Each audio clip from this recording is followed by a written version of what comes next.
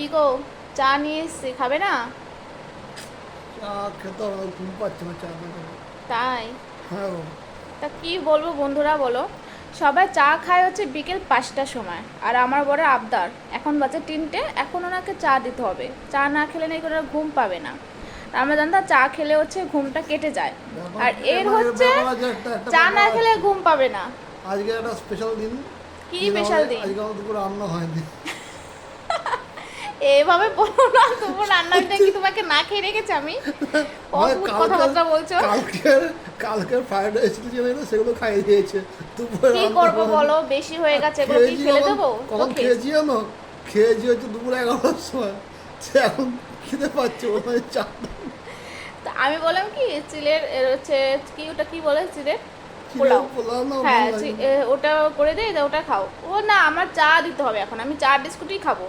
আচ্ছা তোমরাই বলো, চাটা কখন খায় অবশ্যই কমেন্ট করে বলবে কিন্তু। আর কার কার চা পিও, কার কার চা খেলে ঘুম পায়, অবশ্যই কিন্তু বলো কমেন্ট করে, ঠিক আছে?